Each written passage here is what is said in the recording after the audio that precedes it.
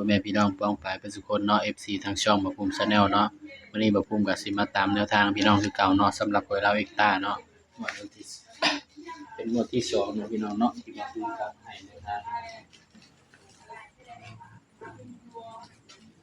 เป็นงวดที่2เนาะที่กำมาให้แนวทางเนาะครับเนาะก็มาเบิ่งนำกันเนาะสำหรับผลมันออกมื้อนี้เนาะพี่น้องเนาะสำหรับลาวเอ็กต้าเนาะข้างบนออก582528เนาะ528ข้างล่างออก71ก็มาที่28ตรงๆเนาะครับเนาะในสำหรับลาวเอ็กต้ามื้อนี้งวดแรกก็ปังเลยเนาะพี่น้องเนาะ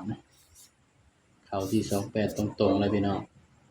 ก็ดีใจกับคนที่ได้เนาะพี่น้องเนาะไปเป็น FC บ่ภูมิก็คงสิปังเนาะครับเนาะเพราะฉะนั้นก็ตามกันต่อเนาะพี่น้องเนาะงวดวันที่วันที่11ตุลา68เด้อพี่น้องเด้อบัดนี้สำหรับลาวเอ็กต้าเนาะมื้อนี้ให้เด่น1กับให้เด่น2กับ3เนาะก็เข้าที่28กับปังเนาะพี่น้องเนาะเพราะฉะนั้นกลับไปกันต่อเนาะเพื่อบ่ให้เสียเวลาเนาะครับเนาะ วันที่11ตุลา68เนาะพี่น้อง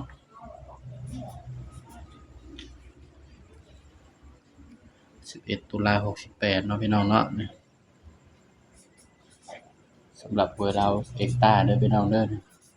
บ่ภูมิก็สิลงให้คู่มื้อเนาะพี่น้องเนาะถ้ามื้อใดบ่ภูมิบ่ได้ลงก็แสดงว่ากระดาษบ่ภูมิเบิดเด้อพี่น้องเด้อถ้ามื้อใดบ่ภูมิบ่ได้ลงให้ก็ถือว่ากระดาษบ่ภูมิเบิดเนาะ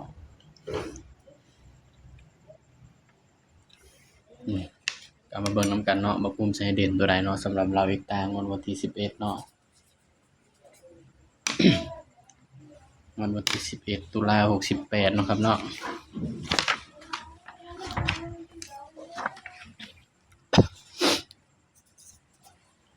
582หรือ528นะ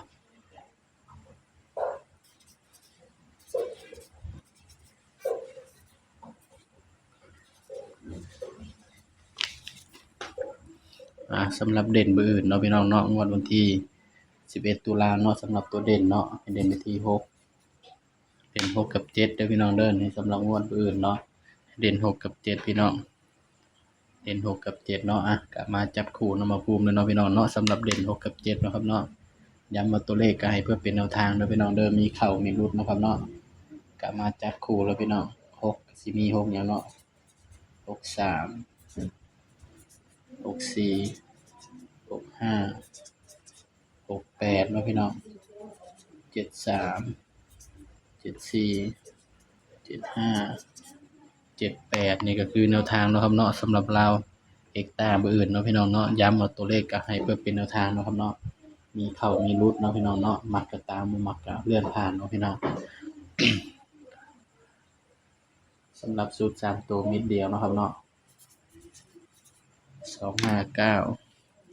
259ไปมักก็ตามเนาะพี่น้องเนาะบ่มักก็เอาเลื่อนผ่านเนาะบ่คุ้มก็ให้เพื่อเป็นแนวทางเท่านั้นเด้อครับเด้อย้ำว่าตัวเลขก็เป็นเพียงแนวทางเนาะพี่น้องเนาะมีเข้ามีหลุดพี่น้องมักตัวใดคู่ใดก็เอาไปเป็นแนวทางเลยเนาะพี่น้องเนาะสำหรับคลิปนี้เนาะบ่คุ้มก็ฝากพี่น้องกดไลค์กดแชร์กดติดตามบ่คุ้มเด้อพี่น้องเด้อระวังมันมานำกันเนาะสำหรับตัวเด็ดเนาะนี่นี่ก็เป็นเพียงแนวทางเนาะสำหรับลาวเอ็กต้าสำหรับคลิปนี้เนาะบ่คุ้มก็ฝากไว้เพียงจะมีเนาะพี่น้องเนาะสวัสดีครับ